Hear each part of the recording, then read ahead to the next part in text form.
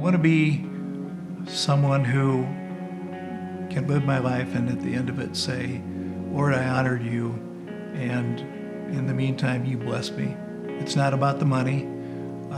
It's about how I take care of what you have entrusted to me.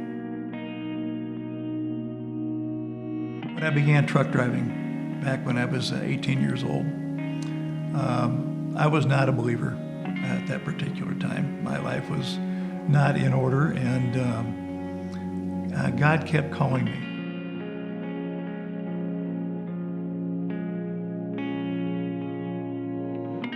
Been a lot of moments where God has just shown up at the right time, and what I've learned through that is to trust Him and not look at outward circumstances, but look at how He can provide and guide us through those times.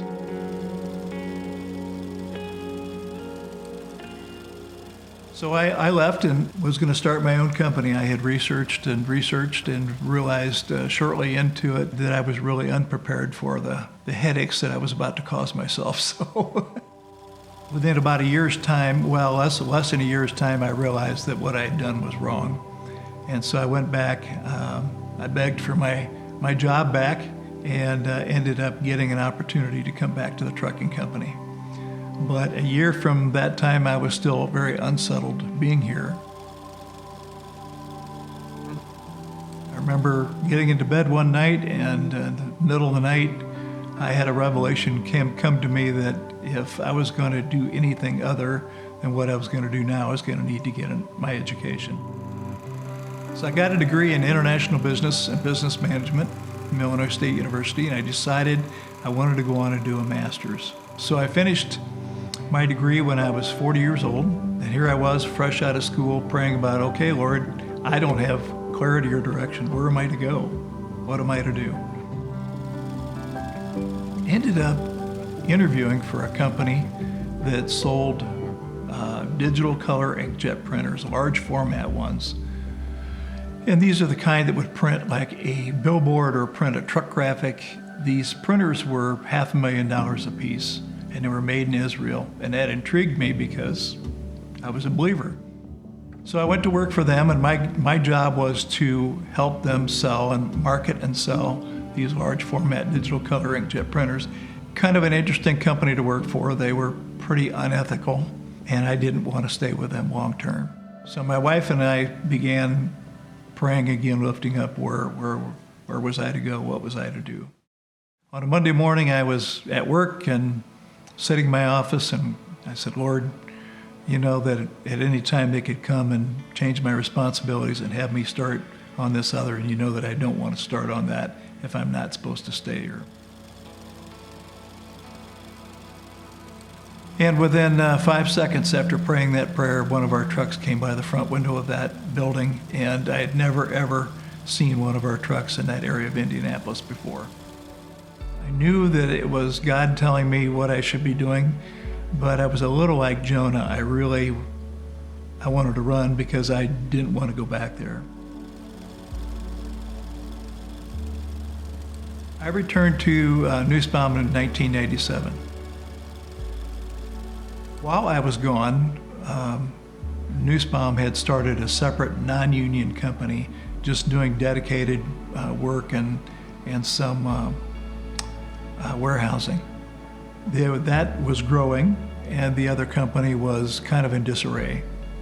Their people were a little bit distraught because there was a lot of focus on the non-union company and not a lot on Nussbaum Trucking. We made a decision for me to come over and be involved more in sales, out of Bloomington. And in the process, I kept seeing what was going on at Nussbaum Trucking. I'm like, oh boy, what did I get myself into? It was not good. But there came a point in time in which we felt like the general manager needed to make some changes or move on. On the way out, he asked us if he could buy the non-union company. And after some prayer, I just really sensed that God telling me, hey, just sell it to him and trust me with the company that's left. So we did. And here I was running the company that I had no clue how to run. There were so many challenges that came our way in those early years after that happened that I'm amazed that we're here today, except by the grace of God. I was in my office one day and I was heading out to the East Coast to make some sales calls, and a driver walked in, said, "Hey, you got 5 minutes?" And I said, "Well, I'm leaving." He said, "Well, I've got a book that I need to give you." And he said, "It's called Loving Monday." He goes, "I really sensed God tell me to give you this book." So as I'm reading this book, I'm like, wow, this is exactly what God wants me to do. Focus on Him, remember that He's in control and I'm not. Focus less on making the business a business, but to remember that the business was God's, and what I needed to do was make that business a mission. When you operate as a mission, your focus every day is, how can I honor God? How can I, lift Him up but esteem Him to everybody round about me?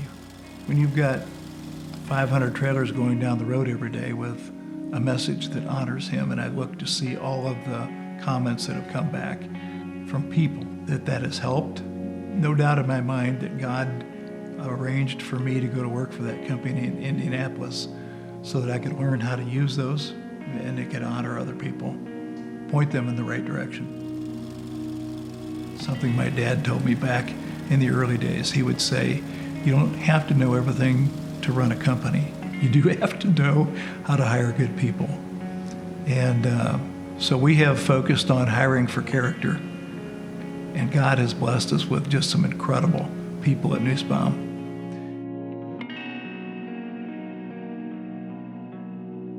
And in the meantime, it wasn't about us going out in the industry and try to make a name for ourselves. God made that happen all of His own. We just were here to honor Him.